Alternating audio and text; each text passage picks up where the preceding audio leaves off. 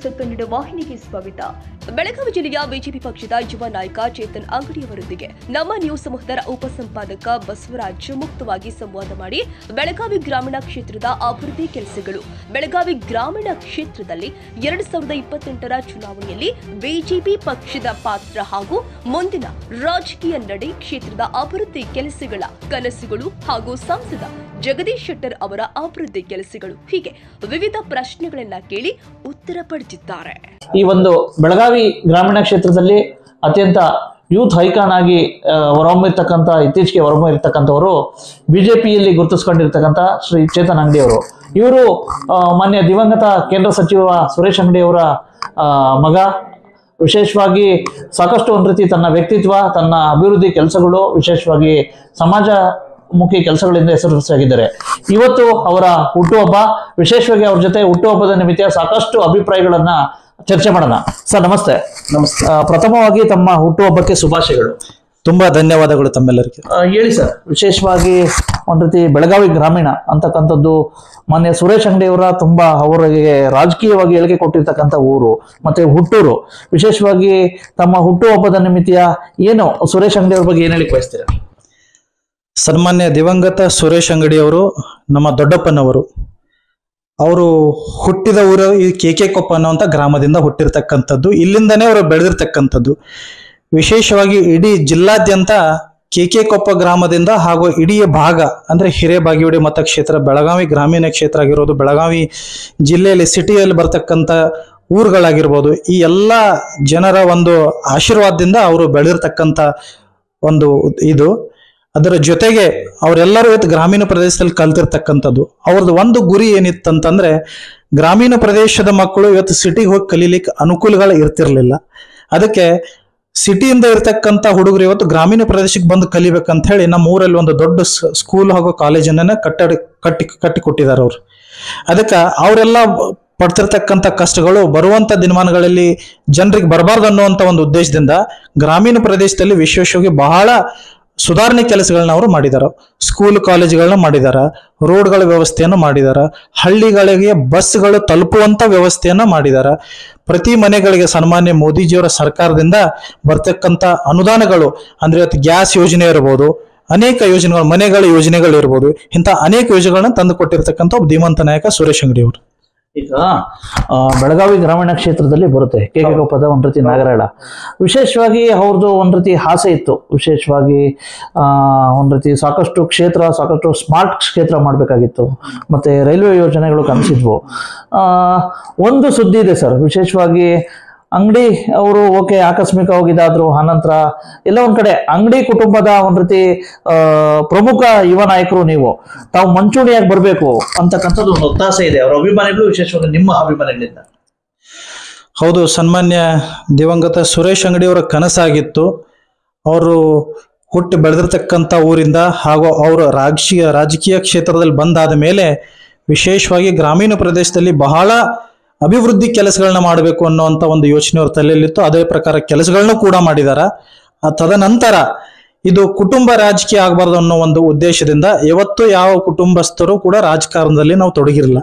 ಆದ್ರೆ ಅವ್ರ ಹಿಂದೆಯಿಂದ ಅವರ ಸಹೋದರರಾಗಿರ್ತಕ್ಕಂಥ ಮೋಹನ್ ಅಂಗಡಿಯವರು, ಚಂದ್ರಪ್ಪ ಅಂಗಡಿಯವರು, ಡಾಕ್ಟರ್ ಸಿ ಅಂಗಡಿಯವರಾಗಿರ್ಬೋದು, ಶಿವಪುತ್ರಪ್ಪ ಅಂಗಡಿ ಆಗಿರ್ಬೋದು, ರಮೇಶ್ ಅಂಗಡಿ ಆಗಿರ್ಬೋದು, ಸುಭಾಷ್ ಗೋಳಿಶೆಟ್ಟಿ, ಈ ತರ ಅನೇಕ ಅವರೆಲ್ಲ ಅಣ್ಣ ತಮ್ಮಂದಿರ ಸಂಬಂಧಿಕರು ಏನಿದ್ದಾರೆ ಎಲ್ಲರೂ ಅವ್ರ ಜೊತೆ ನಿಂತು ಅವರಿಗೆ ರಾಜಕೀಯ ಕ್ಷೇತ್ರದಲ್ಲಾಗಿರ್ಬೋದು, ಬೇರೆ ಕ್ಷೇತ್ರಗಳಲ್ಲಾಗಿರ್ಬೋದು ಅವ್ರ ಜೊತೆ ನಿಂತಿದ್ದಾರೆ.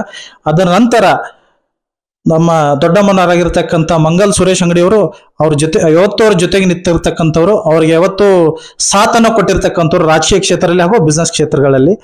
ಅದಕ್ಕೆ ತಾವು ಹೇಳ್ದಂಗೆ ಅಂಗಡಿ ಕುಟುಂಬದಲ್ಲಿ ಸನ್ಮಾನ್ಯ ಸುರೇಶ್ ಅಂಗಡಿಯವರ ಮರಣದ ನಂತರ ತಾಯಿಯವರಿಗೆ ಅಂದ್ರೆ ಮಂಗಲ್ ಸುರೇಶ್ ಅಂಗಡಿ ಅವರಿಗೆ ಟಿಕೆಟ್ ಕೊಡಬೇಕು ಅನ್ನುವಂಥ ಒತ್ತಾಯ ಇಡೀ ಕ್ಷೇತ್ರದ ಜನ ಕೂಡ ಮಾಡಿದೆ, ಪಕ್ಷದಲ್ಲಿ ಇರ್ತಕ್ಕಂಥ ಅನೇಕ ಮುಖಂಡರುಗಳು ಕೂಡ ಮಾಡಿದ್ದಾರೆ.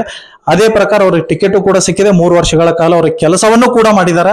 ಅದಕ್ಕೆ ಬರುವಂತ ದಿನಮಾನಗಳಲ್ಲಿ ಈಗ ಸನ್ಮಾನ್ಯ ಜಗದೀಶ್ ಶೆಟ್ಟರ್ ಅವರು ಅಂದ್ರೆ ನಮ್ಮ ಬೀಗರಾಗಬೇಕು. ಅವ್ರಿದ್ದು ಸುರೇಶ್ ಅಂಗಡಿ ಅವ್ರಿಗಿಂತ ಒಂದು ಕೈ ಬಲ ಹೆಚ್ಚೇ ಇದೆ ನಮಗಂತ ನಾನು ಹೇಳಕ್ ಬಯಸ್ತೀನಿ. ಅದಕ್ಕೆ ಅವ್ರು ಇರೋವರೆಗೂ ನಾವೆಲ್ಲರೂ ರಾಜಕೀಯ ಕ್ಷೇತ್ರದಲ್ಲಿ ನಮಗೆ ಎಷ್ಟು ನಮ್ಮ ಲಿಮಿಟ್ಸ್ ಇದೆ ಆ ಲಿಮಿಟ್ ಅನ್ನು ಇಟ್ಕೊಂಡು ಹೆಚ್ಚಿನ ಪ್ರಮಾಣದಲ್ಲಿ ಕೆಲಸ ಮಾಡಕ್ಕೆ ಪ್ರಯತ್ನವನ್ನು ಮಾಡ್ತೀವಿ. ಇನ್ನೊಂದು ಇದೆ, ಈಗ ಬೆಳಗಾವಿ ಗ್ರಾಮೀಣ ಕ್ಷೇತ್ರದಲ್ಲಿ ವಿಶೇಷವಾಗಿ ಬೆಳಗಾವಿ ಮತ್ತೆ ವಿಶೇಷವಾಗಿ ಕಿತ್ತೂರು ಕರ್ನಾಟಕಕ್ಕೆ ಬಿಜೆಪಿ ಪಕ್ಷಕ್ಕೆ ಅತ್ಯಂತ ಶಕ್ತಿ ತುಂಬಿರ್ತಕ್ಕಂಥವ್ರು ಸುರೇಶ್ ಅಂಗಡಿ ಅವರು. ಸುರೇಶ್ ಅಂಗಡಿ ಅವರು ಕೇಂದ್ರ ಸಚಿವರಾದ್ರು ಮುಖ್ಯಮಂತ್ರಿಗಳಾಗಬೇಕಾಗಿತ್ತು. ಇಂತಹ ಸಂದರ್ಭದಲ್ಲಿ ಒಂದು ಒತ್ತಾಸೆ ಇದೆ, ಅಂಗಡಿ ಕುಟುಂಬದ ಒಬ್ರು, ವಿಶೇಷವಾಗಿ ಚೇತನ್ ಅಂಗಡಿ ಇರ್ಬೋದು ಅಥವಾ ಶ್ರದ್ಧಾ ಅಂಗಡಿ ಇರ್ಬೋದು, ಯಾರಾದ್ರೂ ಒಬ್ರು ಮಂಚೂಣಿ ರಾಜಕೀಯಕ್ಕೆ ಬರಬೇಕು, ಒಂದು ಆ ಸ್ಥಾನನ ತುಂಬಬೇಕು ಮುಂಬರ್ತಕ್ಕಂಥ ದಿನಗಳಲ್ಲಿ ರಾಜಕೀಯವಾಗಿ ಅಂತಕ್ಕಂಥದ್ದು ಒಂದು ಅಪೇಕ್ಷೆ ಇದೆ. ನಿಜ ಇದೆ. ನಮ್ಮ ಸಹೋದರಿ ಆಗಿರ್ತಕ್ಕಂಥ ಶ್ರದ್ಧಾ ಶೆಟ್ಟರ್ ಅವರಾಗಿರ್ಬೋದು ಅಥವಾ ನಾನಾಗಿರ್ಬೋದು, ರಾಜಕೀಯ ಕ್ಷೇತ್ರದಲ್ಲಿ ನಮ್ಮ ಕೈಲಾಗಿರ್ತಕ್ಕಂಥ ಒಂದು ಕೆಲಸಗಳನ್ನ ಹಾಗೂ ಸಂಘಟನೆಯಲ್ಲ ನಮ್ಮನ್ನು ನಾವೇ ತೊಡಗಿಸ್ಕೊಂಡು ಸಂಘಟನೆಗೆ ಬಲಪಡಿಸುವಂಥ ಕೆಲಸವನ್ನು ನಾವೆಲ್ಲರೂ ಒಕ್ಕಟ್ಟಿನಿಂದ ಮಾಡ್ತಾ ಇದ್ದೀವಿ. ಬರುವಂಥ ದಿನಮಾನಗಳಲ್ಲಿ ಯಾವುದೇ ರೀತಿಯ ಅವಕಾಶಗಳು ಸಿಕ್ಕರೂ ನಮ್ಮ ಕ್ಷೇತ್ರದ ನಾಯಕರು, ನಮ್ಮ ಪಕ್ಷದ ಮುಖಂಡರುಗಳನ್ನ ಒಕ್ಕೂಡಿಸ್ಕೊಂಡು ಈ ಪಕ್ಷ ಬಲ ಸಂಘಟನೆಯನ್ನು ಮಾಡುವಂತ ಕೆಲಸವನ್ನು ಮಾಡ್ತೀವಿ. ರಾಜಕೀಯ ಕ್ಷೇತ್ರದಲ್ಲೂ ಕೆಲಸ ಮಾಡ್ತೀವಿ ಅಂತ ಹೇಳಕ್ ಬಯಸ್ತೀನಿ. ಕ್ಷೇತ್ರದ ಸಮಸ್ಯೆಗಳಿಗೆ ಸಂಬಂಧಿಸಿದಂತೆ ವಿಶೇಷವಾಗಿ ಬೆಳಗಾವಿ ಗ್ರಾಮೀಣ ಕ್ಷೇತ್ರ ಅಂತಕ್ಕಂಥದ್ದು ಒಂದ್ ಕಡೆ ಪ್ರಭಾವಿ ಸಚಿವೆ ಇದ್ದಾರೆ, ಒಂದ್ ಕಡೆ ಮಾನ್ಯ ದಿವಂಗತ ಸುರೇಶ್ ಅಂಗಡಿ ಅವರು ಇದ್ದಿದ್ದು. ಇಂತಹ ಸಂದರ್ಭದಲ್ಲಿ ಸಾಕಷ್ಟು ಜನ ಬಿಜೆಪಿಯಿಂದ ಶಾಸಕರಾಗಿ ಹೋಗಿದ್ರು. ಆದ್ರೆ ನೀವ್ ಅನ್ಕೊಂಡಂಗೆ ಕ್ಷೇತ್ರದಲ್ಲಿ ಇನ್ನ ಏನೇನು ಸಮಸ್ಯೆಗಳಿದಾವೆ ಬೆಳಗಾವಿ ಗ್ರಾಮೀಣ ಕ್ಷೇತ್ರದಲ್ಲಿ? ವಿಶೇಷವಾಗಿ ಗ್ರಾಮೀಣ ಕ್ಷೇತ್ರ ಅಂತಂದ್ರೆ ಹಳ್ಳಿ ಪ್ರದೇಶ. ಅದಕ್ಕೆ ಈ ಭಾಗದಲ್ಲಿ ಏನಿದೆ ಅಂತಂದ್ರೆ ಜನರಿಗೆ ಇವತ್ತಿಗೂ ಕೂಡ ನೀರಿನ ಸಮಸ್ಯೆ ತುಂಬಾ ಇದೆ. ಪ್ರತಿ ಹಳ್ಳಿಗಳಲ್ಲಿ ಗಲ್ಲಿಯಲ್ಲೂ ರೋಡ್ಗಳು ಕಂಪ್ಲೀಟ್ ಆಗಿಲ್ಲ. ನಾವು ಸನ್ಮಾನ್ಯ ಮೋದಿಜಿಯವರ ಸರ್ಕಾರದಲ್ಲಿ JJM ಅಂದ್ರೆ ಜಲಜೀವನ್ ಮಿಷನ್ ಕಾರ್ಯಕ್ರಮವನ್ನು ಹಮ್ಮಿಕೊಂಡಿರ್ತಕ್ಕಂಥದ್ದು. ಆ ಒಂದು JJM ಮಿಷನ್ ಮುಖಾಂತರ ಪ್ರತಿ ಹಳ್ಳಿಗಳಿಗೆ ನೀರು ತಲುಪಿಸುವಂತ ವ್ಯವಸ್ಥೆಯನ್ನು ನಾವು ಮಾಡ್ತಾ ಇದೀವಿ. ಆದ್ರೆ ರಾಜಕೀಯವಾಗಿ ಎಲ್ಲೋ ಅದನ್ನ ತಡೆ ಹಿಡಿಯುವಂತ ಕೆಲಸಗಳು ಕೂಡ ಸಾಕಷ್ಟು ಬಾರಿ ಕೆಲವು ಕ್ಷೇತ್ರಗಳಲ್ಲಿ ಆಗಿದ್ದಾವೆ. ಅದು ಜನರ ಗಮನಕ್ಕೂ ಬಂದಿದೆ. ನಂದು ಒಂದು ವಿಚಾರ ಏನಂತಂದ್ರೆ, ಅಭಿವೃದ್ಧಿ ಕೆಲಸ ಮಾಡ್ಬೇಕಂತಂದ್ರೆ ಪಕ್ಷಾತೀತವಾಗಿ ಇವತ್ತು ಯಾವುದೇ ಪಕ್ಷದ ರಾಜಕೀಯ ಮುಖಂಡರು ಇರ್ಬೋದು, ಅಭಿವೃದ್ಧಿ ಮಾಡೋದಂತ ಬಂದಾಗ ಎಲ್ಲದಕ್ಕೂ ಕೈ ಜೋಡಿಸ್ಬೇಕು ಅನ್ನೋದಂತ ನಂದೊಂದು ಅಭಿಪ್ರಾಯ. ಅದಕ್ಕೆ ಬೆಳಗಾವಿ ಗ್ರಾಮೀಣ ಕ್ಷೇತ್ರದಲ್ಲಿ ಇವತ್ತಿನ್ನೂ ಅನೇಕ ರೋಡ್ಗಳಾಗುವಂಥದ್ದು ಬಾಕಿ ಇದೆ, ನೀರುಗಳು ಕೊಡುವಂಥದ್ದು ಬಾಕಿ ಇದೆ. ಎಷ್ಟೋ ಜನರಿಗೆ ಕೆಳಮಟ್ಟದ ಬಡ ಮಕ್ಕಳಿಗೆ ಸೊಸೈಟಿಯಲ್ಲಿ ಎಜುಕೇಶನ್ ಸಿಗ್ತಾ ಇಲ್ಲ. ಅಂತ ಜನರಿಗೆ ನಾವು ಪ್ರೋತ್ಸಾಹವನ್ನು ಕೊಡಬೇಕು. ಎಷ್ಟೋ ಜನ ಇವತ್ತು ಫೈನಾನ್ಷಿಯಲಿ ವೀಕ್ ಇದ್ದಾರೆ ಗ್ರಾಮೀಣ ಪ್ರದೇಶದಲ್ಲಿ, ಆದ್ರೆ ಅವರು ಫಿಸಿಕಲಿ ಬಹಳ ಫಿಟ್ನೆಸ್ ಇರ್ತಾರೆ, ಅವರಿಗೆ ಕ್ರೀಡೆಯಲ್ಲಿ ಮುಂದೆ ಹೋಗುವಂತ ಒಂದು ಆಲೋಚನೆ ಇರ್ತದೆ, ಎಲ್ಲ ಅವಕಾಶಗಳು. ಆದ್ರೆ ಈ ಫೈನಾನ್ಷಿಯಲಿ ವೀಕ್ ಇರೋದ್ರಿಂದ ಅವಕಾಶನ ಸದುಪಯೋಗ ಪಡಿಸ್ಕೊಳ್ಳಕ್ ಆಗ್ತಿರೋದಿಲ್ಲ. ಅಂತ ಜನರನ್ನ ಇವತ್ತು ಹುಡುಕಿ ನಾವು ನಮ್ಮ ಇಶಾನ ಫೌಂಡೇಶನ್ ಮುಖಾಂತರ ಅಂತ ಜನರಿಗೆ ಸಹಾಯ ಮಾಡುವಂತ ಕೆಲಸವನ್ನು ಮಾಡ್ತಾ ಇದ್ದೀವಿ. ಇದೇನಿದು ಪಾಪ್ಯುಲಾರಿಟಿಗೋಸ್ಕರ ಅಥವಾ ಡೆವಲಪ್ ಆಗ್ಬೇಕು ಅನ್ನೋದಲ್ಲ. ನಮ್ಮ ಗ್ರಾಮೀಣ ಪ್ರದೇಶದಲ್ಲಿ ಜನ ಇವತ್ತು ಬೆಳೆದಿದ್ದಾದ್ರೆ ನಮ್ಮ ಗ್ರಾಮೀಣ ಪ್ರದೇಶ ಅಭಿವೃದ್ಧಿ ಆಗ್ತದ. ಅದಕ್ಕೆ ಫೈನಾನ್ಷಿಯಲ್ ಎಲ್ಲರೂ ನಾವು ಸ್ಟ್ರಾಂಗ್ ಮಾಡ್ಬೋದು ಅನ್ನೋ ಒಂದು ಉದ್ದೇಶದಿಂದ ಈ ಕೆಲಸಗಳನ್ನ ನಾವು ಮಾಡ್ತಾ ಇದೀವಿ ಇವತ್ತು. ಈಗ ಜಗದೀಶ್ ಶೆಟ್ಟರ್ ಅವರು MP ಚುನಾವಣೆಗೆ ವಿಶೇಷವಾಗಿ MP ಅಭ್ಯರ್ಥಿ ಘೋಷಣೆ ಆಗಿದ ತಕ್ಷಣ ನಿಮ್ಮ ಆಪೋಸಿಟ್ ಪಾರ್ಟಿ ಆಗಿರ್ತಕ್ಕಂಥದ್ದು ಕಾಂಗ್ರೆಸ್ನ ಸಚಿವೆಯವರ ಮಗ, ವಿಶೇಷವಾಗಿ ಹೊರಗ್ನವರು ಅಂತಕ್ಕಂಥ ಒಂದು ಸುದ್ದಿ ಬಂತು. ಇಂತಹ ಸಂದರ್ಭದಲ್ಲಿ ಎಲ್ಲ ಪೇಸ್ ಮಾಡಿದ್ರೆ ಓಕೆ, ಜಗದೀಶ್ ಶೆಟ್ಟರ್ ಅವರು ಗೆದ್ರು. ಆದ್ರೆ ಎಲ್ಲ ಒಂದ್ ಕಡೆ ಅದ್ರ ತಕ್ಕನಾಗ ಏನಾದ್ರು ಯಾವ ರೀತಿ ಜಗದೀಶ್ ಶೆಟ್ಟರ್ ಅವರು ಯಾವ ರೀತಿ ಕೆಲಸ ಮಾಡ್ತಾ ಇದ್ರು ಇವತ್ತು ತಾವೇ ನೋಡ್ತಾ ಇರ್ಬೋದು. ಕ್ಷೇತ್ರದಲ್ಲಿ ಸನ್ಮಾನ್ಯ ಜಗದೀಶ್ ಶೆಟ್ಟರ್ ಅವರು CM ಅವರು ಅಂದ್ರೆ ಒಂದು ಸಂದರ್ಭದಲ್ಲಿ ರಾಜ್ಯವನ್ನ ಮುಖ್ಯಮಂತ್ರಿಯಾಗಿ ಕೆಲಸ ಮಾಡಿರ್ತಕ್ಕಂಥ ಒಬ್ಬ ದಿಟ್ಟ ಅಭ್ಯರ್ಥಿ. ಜೊತೆಗೆ ಇವತ್ತು ಹೊರಗಿನವರಂತ ಯಾವ ಪಕ್ಷದವರು ಹೇಳ್ತಾ ಇದ್ದಾರೋ ಅವರು ಕೂಡ ಒಬ್ಬ ಹೊರಗಿನವರಂತ ನಾನು ಹೇಳಕ್ ಬಯಸ್ತೀನಿ. ಇವತ್ತು ನಾವೆಲ್ಲರೂ ಹಿಂದೂ ಅಂತ ಹೇಳ್ತೀವಿ, ನಾವೆಲ್ಲರೂ ಒಂದು ಅಂತ ಹೇಳ್ತೀವಿ, ಮತ್ತೆ ಇಲ್ಲಿ ಹೊರಗಿನವರು ಒಳಗಿನವರು ಅನ್ನೋಂಥ ಮಾತೇ ಬರೋದಿಲ್ಲ. ಇವತ್ತು ರಾಜಕೀಯ ಕ್ಷೇತ್ರ ಅಂತಂದ್ರೆ ಅದು ನಿಮಗೆ ಮೇಲೆ ಕೆಳಗೆ ಸೋಲು ಗೆಲುವು ಯಾವತ್ತೂ ಇದ್ದಿದೆ, ಅದು ಯಾರಿಗೂ ಬಿಟ್ಟಿಲ್ಲ. ಆದ್ರೆ ಅಭಿವೃದ್ಧಿ ಅಂತ ಬಂದಾಗ ನಾವೆಲ್ಲರೂ ಒಂದಾಗಬೇಕು ಅನ್ನುವಂಥದ್ದು ನಂದು ಒಂದು ವಿಚಾರ. ಇದಕ್ಕೆ ಸನ್ಮಾನ್ಯ ಜಗದೀಶ್ ಶೆಟ್ಟರ್ ಅವರು ಆರಿಸಿ ಬಂದ ಮೇಲೆ ಇವತ್ತು ನಮ್ಮ ರೇಣುಕಾ ಯಲ್ಲಮ್ಮ ದೇವಸ್ಥಾನಕ್ಕೆ 100 ಕೋಟಿ ಹಣವನ್ನ ಬಿಡುಗಡೆ ಮಾಡ್ಕೊಂಡು ಬಂದಿರತಕ್ಕಂಥದ್ದು, ಅಂದ್ರೆ ಸ್ಯಾಂಕ್ಷನ್ ಮಾಡ್ಕೊಂಡು ಬಂದಿರತಕ್ಕಂಥದ್ದು. ಜೊತೆಗೆ ವಿಶೇಷವಾಗಿ ಗೋಕಾಕ ಕ್ಷೇತ್ರಗಳಲ್ಲಾಗಿರ್ಬೋದು, ಬೆಳಗಾವಿ ಗ್ರಾಮೀಣ ಕ್ಷೇತ್ರಗಳಲ್ಲಾಗಿರ್ಬೋದು ಅನೇಕ ರೋಡ್ಗಳಿಗೆ, ಸಮುದಾಯ ಭವನಗಳಿಗೆ ಆಲ್ರೆಡಿ ದುಡ್ಡನ್ನ ಸ್ಯಾಂಕ್ಷನ್ ಮಾಡ್ಕೊಂಡು ಬಂದಿರತಕ್ಕಂಥದ್ದು. ಬಹುಶಃ ಈ ಮಳೆಗಾಲ ಮುಗಿದ ತಕ್ಷಣ ಕೆಲಸಗಳೆಲ್ಲ ಸಂಪೂರ್ಣವಾಗಿ ಮುಗಿದು ಹೋಗ್ತವೆ. ಇದ್ರ ಜೊತೆಗೆ ಬರುವಂತ ದಿನಮಾನಗಳಲ್ಲಿ ಇನ್ನೂ ಹೆಚ್ಚಿನ ದೊಡ್ಡ ಕೆಲಸಗಳನ್ನ ಸನ್ಮಾನ್ಯ ಜಗದೀಶ್ ಶೆಟ್ಟರ್ ಆಲ್ರೆಡಿ ಮಾಡ್ತಾ ಇದ್ದಾರೆ. ಜೊತೆಗೆ ಪುಣೆಯಿಂದ ಬರ್ತಿರ್ತಕ್ಕಂಥ ವಂದೇ ಭಾರತ್ ರೈಲನ್ನ ಹುಬ್ಬಳ್ಳಿವರೆಗೂ ತಗೊಂಡ್ ಬರುವಂತ ಕೆಲಸವನ್ನು ಆಲ್ರೆಡಿ ಮಾಡಿಬಿಟ್ಟಿದ್ದಾರೆ. ಬೆಂಗಳೂರಿಂದ ಧಾರವಾಡವರೆಗೂ ಬರ್ತಿರ್ತಕ್ಕಂಥ ವಂದೇ ಭಾರತ್ ರೈಲು ಬೆಳಗಾವಿಗ ಈ ಶೀಘ್ರದಲ್ಲೇ ಶುರು ಆಗಲಿದೆ. ಇಂಥ ಅನೇಕ ದೊಡ್ಡ ಮಟ್ಟದ ಕೆಲಸಗಳನ್ನ ಆಲ್ರೆಡಿ ಸನ್ಮಾನ್ಯ ಜಗದೀಶ್ ಶೆಟ್ಟರ್ ಅವರು ಮಾಡ್ತಾ ಇದ್ದಾರೆ. ಇದು ಒಂದು ಉದಾಹರಣೆ ಅಂತ ನಾನು ಹೇಳಕ್ ಬಯಸ್ತೀನಿ. ಈಗಾಗಲೇ ಕ್ಷೇತ್ರದಲ್ಲಿ ಅನೇಕ ಜನರಿಗೆ ಸನ್ಮಾನ್ಯ ಜಗದೀಶ್ ಶೆಟ್ಟರ್ ಅವರು ಪರ್ಸನಲಿ ವಿಸಿಟ್ ಮಾಡಿ ಕೆಲಸಗಳನ್ನ ಕೈಗೆತ್ತಿಕೊಂಡಿರೋದನ್ನ ಬಹಳ ಶ್ಲಾಘಿಸ್ತಾ ಇದ್ದಾರೆ. ಅದಕ್ಕೆ ಬರುವಂತ ದಿನಮಾನಗಳು ಇನ್ನೂ ಹೆಚ್ಚಿನ ಕೆಲಸ ಮಾಡ್ತಾರೆ ಅನ್ನುವಂಥ ವಿಶ್ವಾಸ ನಮಗೆಲ್ಲರಿಗಿದೆ. ಅದನ್ನ ಮಾಡಿ ತೋರಿಸ್ತೀವಿ. ಕರ್ನಾಟಕ ಸರ್ಕಾರದ ಪ್ರಭಾವಿ ಸಚಿವೆ ಲಕ್ಷ್ಮೀ ಹೆಬ್ಬಾಳ್ಕರ್ ಅವರು ವಿಶೇಷವಾಗಿ ಒಬ್ಬ ಸಚಿವರ ಕ್ಷೇತ್ರ ಇನ್ನು ನಿರೀಕ್ಷೆಗೆ ತಕ್ಕಂತೆ ಅಭಿವೃದ್ಧಿ ಆಗ್ತಾ ಇದೆಯಾ? ತಾವು ಸಹ ವಿರೋಧ ಪಕ್ಷದವರು, ನಿಮ್ಮ ಕ್ಷೇತ್ರ ಏನೋ ಅಭಿವೃದ್ಧಿ ಆಗ್ತಾ ಇದೆಯಾ? ಗ್ರಾಮೀಣ ಪ್ರದೇಶದಲ್ಲಿ ಹೆಂಗಿದೆ ಅಂತಂದ್ರೆ ನೀವು ಎಷ್ಟೇ ಅಭಿವೃದ್ಧಿ ಮಾಡಿದ್ರು ಕೂಡ ಇಲ್ಲಿ ರೋಡ್ಗಳು ಹಾಳಾಗ್ತಾನೆ ಇರ್ತವೆ. ಎಷ್ಟೇ ನೀರಿನ ಸವಲತ್ತು ಕೊಟ್ಟರು ಕೂಡ ಇಲ್ಲಿ ಪಾಪ್ಯುಲೇಷನ್ ಜಾಸ್ತಿ ಇರೋದ್ರಿಂದ ಅದು ಸರಿಯಾಗಿ ಸದ್ಬಳಕೆ ಆಗದೆ ಇರೋದ್ರಿಂದ ಹಾಳಾಗುವಂತ ಕೆಲಸಗಳು ಹೆಚ್ಚಾಗ್ತಾ ಇರ್ತವೆ. ಅದಕ್ಕೆ ಕ್ಷೇತ್ರದಲ್ಲಿ ಇರ್ತಕ್ಕಂಥ ಎಲೆಕ್ಟೆಡ್ ಮೆಂಬರ್ ಯಾರೇ ಇರಲಿ ಇವತ್ತು ಅದನ್ನು ಬಹಳ ಹತ್ತಿರದಿಂದ ಫೋಕಸ್ ಮಾಡಬೇಕಾಗ್ತದ. ಅದಕ್ಕೆ ಇವತ್ತು ಕರ್ನಾಟಕ ಸರ್ಕಾರದಲ್ಲಿ ಕಾಂಗ್ರೆಸ್ ಸರ್ಕಾರ ಇರೋದ್ರಿಂದ ಅವ್ರು ಕೊಡ್ತಿರ್ತಕ್ಕಂಥ ಉಚಿತ ಏನು ಭಾಗ್ಯಗಳಿದಾವ ಅದು ಇವತ್ತು ಭಾಗ್ಯಗಳಂತ ಹೇಳಲ್ಲ, ಅದೆಲ್ಲ ನಮ್ಮ ದುರ್ಭಾಗ್ಯಗಳಂತ ನಾನು ಹೇಳಕ್ ಬಯಸ್ತೀನಿ. ಯಾಕಂತಂದ್ರೆ ಕೊಡ್ತಿರ್ತಕ್ಕಂಥ ಬಸ್ ಉಚಿತ ಎಲ್ಲಾ ಮಟ್ಟದ ಜನರು ಅದನ್ನು ಉಪಯೋಗ ಮಾಡೋದಿಲ್ಲ. ಕೊಡ್ತಿರ್ತಕ್ಕಂಥ ಕರೆಂಟ್ ಫ್ರೀ ಇದ್ರೂ ಕೂಡ ಅದನ್ನ ಮೀಟರ್ ವೈಸ್ ರೇಟ್ ಅನ್ನ ಹೆಚ್ಚು ಮಾಡಿದಾರ. ಆಮೇಲೆ ಲಿಕ್ಕರ್ ಮೇಲೆ ರೇಟ್ಗಳನ್ನ ಹೆಚ್ಚು ಮಾಡಿದಾರ. ಇವತ್ತು ಟ್ಯಾಕ್ಸ್ ಪೋರ್ಷನ್ ಅನ್ನು ಕೂಡ ಹೆಚ್ಚು ಮಾಡಿದಾರ. ನೀವು ಬಲಗಡೆಯಿಂದ ಕಸ್ಕೊಳ್ತಾ ಇದ್ರಿ, ಎಡಗಡೆ ಕೊಡ್ತಾ ಇದ್ರಿ.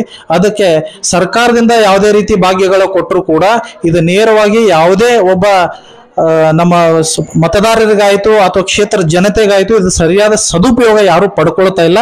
ಇದರಿಂದ ಹಾಳೆ ಆಗ್ತಾ ಇದೆ ಹೊರತು ಚಲೋದಂತೂ ಏನೂ ಆಗ್ತಾ ಇಲ್ಲ. ಅದಕ್ಕೆ ಕರ್ನಾಟಕ ರಾಜ್ಯ ಸರ್ಕಾರಕ್ಕೆ ನಾವು ಎಚ್ಚರಿಕೆಯನ್ನ ಕೊಡ್ತೀವಿ. ಬರುವಂತ ದಿನಮಾನಗಳಲ್ಲಿ ಇದನ್ನ ಬದಲಾವಣೆಯನ್ನ ಮಾಡಿ ಸುಧಾರಣೆಯತ್ತ ಹೋಗ್ಬೇಕಂತ ನನ್ನ ವಿನಂತಿ ಇದೆ. ಆಮೇಲೆ ಇದನ್ನ ವಿಶೇಷವಾಗಿ ನಾವು ಭಾರತೀಯ ಜನತಾ ಪಾರ್ಟಿಯವರ ಖಂಡಿಸ್ತೀವಿ. ಯಾರು ಸರ್? ಓಕೆ, ಒಬ್ಬ ವ್ಯಕ್ತಿ ಈಗ ಸುರೇಶ್ ಅಂಗಡಿ ಅವರು ಬೆಳೆದಕ್ಕೆ ಒಬ್ರು ಗಾಡ್ ಫಾದರ್ ಇದ್ರು ರಾಜಕೀಯವಾಗಿ. ಈಗ ನಿಮಗೆ ವಿಶೇಷವಾಗಿ ಇನ್ನ ಯುವ ನಾಯಕರು 36ನೇ ವರ್ಷಕ್ಕೆ ಕಾಲಿಟ್ಟಿದ್ದೀರಾ, ಸಾಕಷ್ಟು ಬಿಜೆಪಿಯಲ್ಲಿ ಗುರುತಿಸ್ಕೊಂಡಿದ್ದೀರಾ, ಹಲವಾರು ಸ್ಟ್ರೈಕ್ಗಳು ಮಾಡ್ತಾ ಇದ್ದೀರಾ. ಇಂಥ ಸಂದರ್ಭದಲ್ಲಿ ನಿಮ್ ಗಾಡ್ ಫಾದರ್ ಯಾರು ಸರ್? ಪೊಲಿಟಿಕಲ್ ಗಾಡ್ ಫಾದರ್ ನಮ್ಮ ಮೊದಲಿಂದಾನು ಗಾಡ್ ಫಾದರ್ ಅಂತಂದ್ರೆ ಮನೆಯಲ್ಲಿರ್ತಕ್ಕಂಥ ನಮ್ಮ ಅಮ್ಮನವರಾಗಿರ್ತಕ್ಕಂಥ ಸೋಮವ್ವ ಚನ್ನಬಸಪ್ಪ ಅಂಗಡಿಯವರು ಹಾಗೂ ನಮ್ಮ ಅಜ್ಜನವರು. ಜೊತೆಗೆ ಅದಾದ ನಂತರ ನನ್ನ ಬಿಸ್ನೆಸ್ ಫೀಲ್ಡಲ್ಲಿ ಆಯಿತು ಹಾಗೂ ರಾಜಕೀಯ ಕ್ಷೇತ್ರದಲ್ಲಾಯಿತು ನನ್ನ ಕರ್ಕೊಂಡು ಬಂದಿದ್ದು ನಮ್ಮ ದೊಡ್ಡಪ್ಪ ಸುರೇಶ್ ಅಂಗಡಿಯವರು. ಇವತ್ತಿಗೂ ಅವರೇ ನಮ್ಮ ಗುರು, ಅವರೇ ನಮ್ಮ ಹೀರೋ. ಈಗ ಶೆಟ್ಟರ್ ಅವರು ಯಾವ ರೀತಿ ಮಾರ್ಗದರ್ಶನ ಕೊಡ್ತಾವ್ರು? ಅವ್ರ ಏನಾದ್ರು ಅಪೇಕ್ಷೆ ಇದೆಯಾ ನೀವು ಬರ್ಬೇಕು ಅಂತ ಏನಾದ್ರು ಇಷ್ಟಪಟ್ಟಿದ್ದಾರೆ? ರಾಜಕೀಯ ಕ್ಷೇತ್ರ ಅನ್ನೋಕ್ಕಿಂತ ಒಂದು ಸಮಾಜದಲ್ಲಿ ನಾವೆಲ್ಲರೂ ಇವತ್ತು ಬೆಳೆದು ಒಂದು ಒಳ್ಳೆ ವ್ಯಕ್ತಿತ್ವವನ್ನು ಬೆಳೆಸ್ಕೊಂಡು 4 ಜನರಿಗೆ ಅನುಕೂಲ ಆಗುವಂತ ಕೆಲಸವನ್ನು ಮಾಡ್ಬೇಕು ಅನ್ನೋದು ನಮ್ಮೆಲ್ಲರ ಅಭಿಪ್ರಾಯ.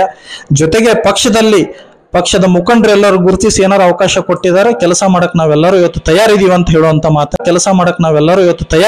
ಹೇಳುವಂತ ಮಾತನ್ನ ನಾನು ಹೇಳಕ್ ಬಯಸ್ತೀನಿ.